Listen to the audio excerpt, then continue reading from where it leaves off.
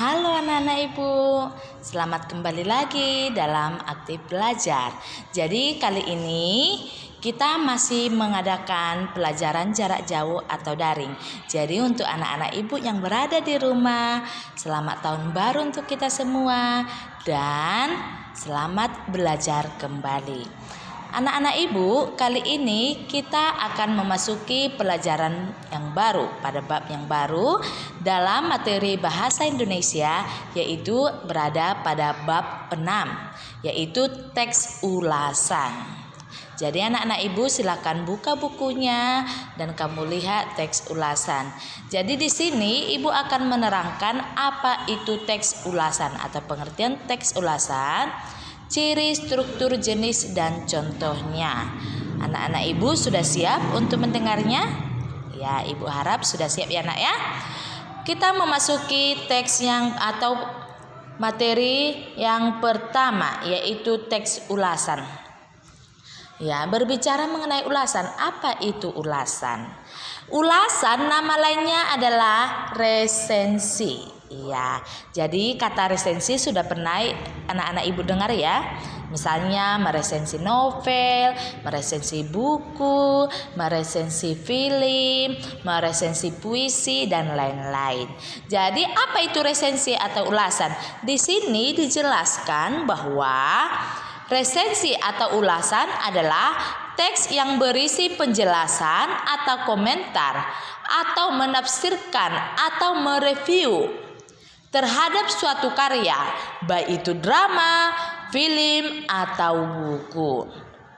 Oke anak ibu, sampai di sini pengertian dari ulasan. Jadi kita masuk ke tujuan ulasan. Apa sebenarnya tujuan dari orang membuat ulasan? Ya, jadi tujuan yang pertama adalah memberikan pendapat tentang kelebihan dan kelemahan karya yang diulas. Artinya, misalnya kamu mau meresensi sebuah buku, berarti kamu lihatlah, kamu baca, baru kamu amati. Setelah kamu amati, lihat dulu buku itu, apa kelebihannya, apa dari kelemahan dari buku yang akan kamu ulas atau kamu resensi tersebut. Yang kedua, tujuannya adalah memberikan gambaran atau garis besar mengenai suatu karya. Jadi nanti kamu di situ membuat seperti abstraksinya, ya, ringkasan mengenai isi dari buku itu, isi dari film itu, atau isi dari sebuah karya sastra itu. Baru tujuan yang terakhir adalah mengarahkan kepada pembaca untuk mempunyai opini kepada teks tersebut. Apakah akan membeli atau tidak membaca atau tidak membeli. Itu artinya ya. Jadi inilah tujuannya. Yang pertama adalah melihat kelebihannya, melihat kekurangannya. Yang kedua, membuat abstraksi atau gambaran isi dari sebuah karya sastra. Yang ketiga, mengarahkan kepada pembaca untuk mempunyai opini atau pendapat sendiri, apakah mau membeli atau membaca atau tidak. Oke. Itu mengenai pengertian dari tujuan dari teks ulasan atau resensi. Sekarang kita masuk ke subbab selanjutnya, yaitu fungsi dari teks ulasan. Fungsinya ada 4. Yang pertama, dapat mempengaruhi pembaca untuk lebih jelas melihat karya yang sedang diulas. Yang kedua, sebagai bentuk media pengenalan. Yang ketiga, dapat diartikan sebagai bentuk penilaian terhadap suatu karya yang diulas. Dan yang keempat, bentuk bukti dan perhatian terhadap karya yang patut diakui dan perlu dilihat. Inilah fungsi dari mengulas sebuah teks sastra tersebut. Selanjutnya kita masuk ke subbab. Ya, di sini pengertian dari teks ulasan menurut para ahli. Tetapi yang jelas supaya lebih dipahami apa itu ulasan, ini dia anakku ya. Pengertian teks ulasan adalah sebuah teks yang dihasilkan dari sebuah analisis terhadap berbagai hal. Analisis itu bisa berbentuk buku, novel, berita, laporan, atau dongeng. Jadi ada bukunya yang akan dianalisis. Itu ya nak ya. Baru kita memasuki materi yang selanjutnya, yaitu ciri-ciri teks ulasan. Artinya ciri-ciri ini adalah sebuah teks yang kamu gambarkan atau yang sudah kamu analisis itu harus berbeda dengan teks yang lain. Misalnya, teks ulasan yang sudah kamu tulis itu harus berbeda dengan teks naratif, misalnya teks deskripsi misalnya. Jadi, untuk membedakan teks yang satu dengan yang lain ada ciri-cirinya. Yang mana ciri-cirinya? Yaitu ada 1, 2, 3, dan 4. Yang pertama, teks ini memiliki struktur yang terdiri atas 4, yaitu ada orientasi. Orientasi itu pengenalan peristiwa atau pengenalan ke permasalahan atau pengenalan mengenai isi dari buku yang akan kamu ulas tersebut. Yang kedua ada tafsiran. Tafsiran itu adalah seperti bagaimana cara pandang kamu mengenai buku tersebut. Itu dia. Baru ada evaluasi. Evaluasi ini adalah penilaian. Dan ada rangkuman. Rangkuman ini adalah abstraksi. Artinya apa isi yang bisa kamu ambil dari sebuah karya sastra tersebut. Misalnya kalau buku. Sudah.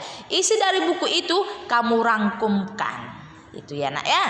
Yang kedua cirinya adalah teks ini berisi informasi yang menonjol terhadap unsur-unsur karya yang sedang diulas berdasarkan pandangan atau opini dari penulis terhadap suatu karya. Yang ketiga, memberikan sebuah opini berdasarkan fakta yang ada pada karya tersebut. Artinya di sini opini penulis itu bukanlah yang dibuat-buat saja atau dikarang-karang saja, tetapi pendapat kamu sebagai seorang pengulas atau seorang yang meresensi sebuah karya sastra. Jadi pendapat kamu itu harus mengacu pada bukti yang ada atau fakta. Jadi nggak boleh diada-adakan aja, nggak boleh hanya dikarang-karang saja, tetapi pendapat yang akan kamu lontarkan dalam isi ulasan kamu itu harus memuat fakta. Dan yang terakhir, ciri dari teks ulasan adalah biasa dikenal atau disebut dengan istilah resensi. Ya, jadi jangan bingung ya nak ya. Iya, apa itu ulasan? Yang saya tahu itu resensi. Jadi ulasan itu bersinonim atau mempunyai makna yang sama dengan kata resensi. Oke, kita masuk ke pelajaran selanjutnya. Ya, struktur teks ulasan. Dari ciri tadi sudah ditentukan ada 4 strukturnya. Yang pertama ada orientasi. Ya, bagian orientasi berisi gambaran umum karya sastra yang akan diulas. Misalnya, berisi tentang gambaran umum sebuah karya atau benda yang akan diulas. Gambaran umum karya atau benda tersebut dapat berupa nama, kegunaan, dan sebagainya. Inilah isinya. Isi dari orientasi. Seterusnya ada tafsiran. Ya. Yang kedua, strukturnya adalah tafsiran. Tafsiran berisi pandangan sendiri mengenai karya. Bagian ini dilakukan setelah mengevaluasi karya. Pada bagian ini, penulis biasanya membandingkan karya atau benda tersebut dengan karya atau benda yang mirip. Misalnya yang kamu ulas itu adalah buku mengenai pedoman hidup yang dituliskan oleh misalnya si A. Maka akan kamu bandingkan supaya bisa kamu tafsirkan buku itu baik atau enggak dengan buku yang agak mirip. Misalnya buku pedoman hidup yang ditulis oleh pengarang B. Jadi kamu bandingkan antara buku A dan buku B. Setelah kamu bandingkan, kamu lihat kelebihan buku A, kamu lihat kelebihan buku B. Setelah itu kamu lihat kelemahan buku A, lihat juga kelemahan buku B. Setelah itu barulah kamu bisa menafsirkan apakah buku A ini lebih baik, lebih unggul, atau buku B ini lebih baik atau lebih unggul. Itu dia ya nak ya. Kita masuk ke struktur yang ketiga, yaitu evaluasi.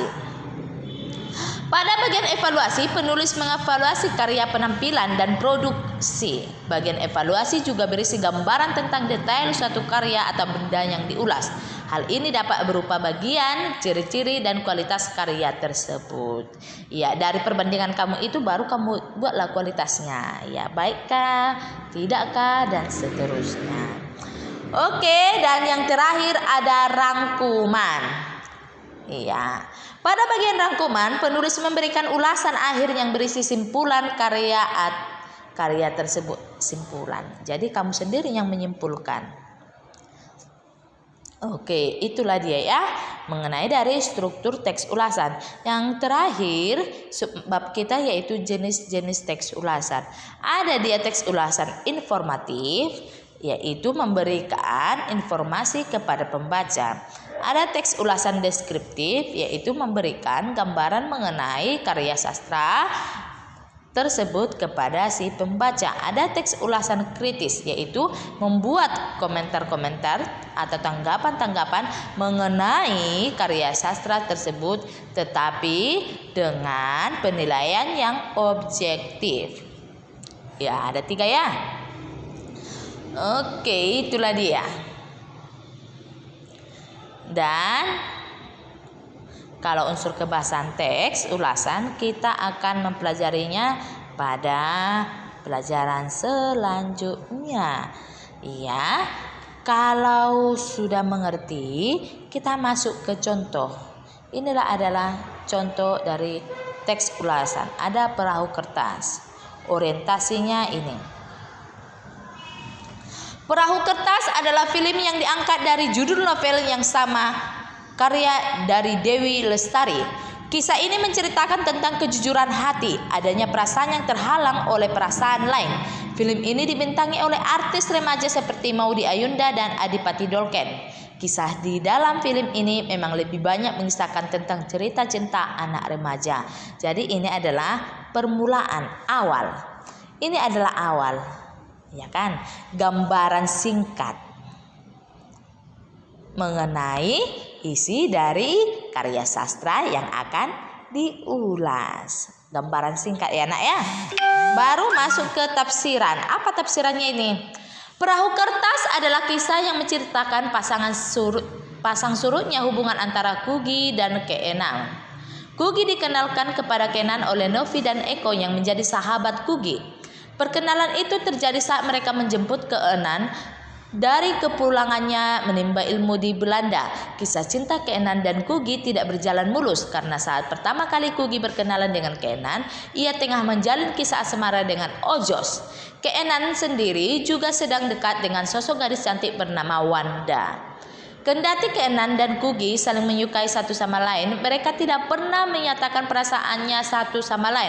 Kisah mereka bermula saat mereka kuliah di Bandung. Kugy adalah sosok gadis tomboy, ceria dan memiliki keyakinan bahwa ia adalah agen dewa Neptunus. Bahkan ia selalu memiliki tradisi untuk menulis curhatannya di atas lembar kertas yang akan dibentuk menjadi perahu dan dihayutkan ke atas air. Meskipun sekilas ia tampak seperti gadis ceria dan ceroboh, sebenarnya ia adalah sosok dengan pemikiran dewasa. Sementara itu, Keenan adalah pelukis muda berbakat yang dipaksa untuk melanjutkan kuliah di Fakultas Ekonomi oleh sang ayah.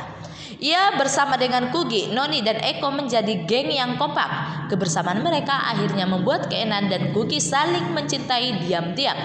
Namun, rintangan selalu datang silih berganti, seperti saat persahabatan Kugy dan Noni yang terancam bubar karena ketidakhadiran Kugy di pesta ulang tahun Noni yang diadakan di rumah Wanda. Keenan yang kehilangan motivasi akhirnya pergi ke rumah Pak Wayan yang menjadi guru baginya untuk melukis. Pada akhirnya ia dipertemukan oleh kolektor langganan Pak Wayan yang bernama Remy. Kugy yang sudah lulus dari kuliahnya ditempatkan sebagai anak magang di biro iklan milik teman kakaknya yang bernama Remy. Tahun 2004, ibu Keenan ke Bali untuk memberitahukan keadaan ayah Keenan yang sedang kritis. Keenan pun kembali ke Jakarta dan berkata pada Lude akan segera kembali ke Bali jika ayahnya sudah sembuh. Sementara itu di Bandung, Noni dan Eko sedang berkemas menemukan kotak yang berisi buku dan surat. Ternyata isi surat tersebut adalah curahan hati perasaan Kugy terhadap Keenan dan alasan dibalik ketidakhadirannya di pesta ulang tahun Noni. Kemudian mereka pun segera menyusul Kenan di Jakarta. Takdir berkata lain, saat Kuki dan Kenan akhirnya dipertemukan lagi secara tidak sengaja di pesta pernikahan Noni dan Eko, mereka kembali dekat. Namun sekali lagi ada penghalang, yaitu Remi dan Lude. Kisah yang menceritakan tentang kisah cinta dewasa yang saling membutuhkan namun tak bisa bersama karena telah memiliki orang lain.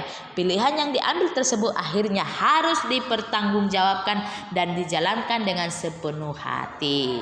Oke, jadi kalau tafsiran itu adalah pandangan si penulis tadi ya mengenai isi dari cerpen atau novel itu. Tetapi isinya itu tidak diada-adakan, tetapi dilihatlah isinya. Isinya itu diringkas sesuai dengan kemampuan si penulis atau orang yang meresensi itu. Baru masuk ke evaluasi. Ada beberapa kelebihan yang terdapat di film ini. Misalnya ya, evaluasi itu ada kelebihan, ada kelemahan ya. Yang pertama, karakter yang digambarkan dengan kuat dan apik. Yang kedua, hikmah atau pesan yang disampaikan dengan baik di dalam cerita.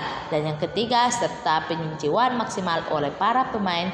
Dan yang keempat, alur cerita dan konflik yang bagus digambarkan sepanjang cerita. Sementara itu, adapun kekurangan film ya, misalnya eksploitasi kehidupan pribadi masing-masing tokoh yang akhirnya memecah perhatian dari penonton dan juga akhir cerita yang terkesan menggantung.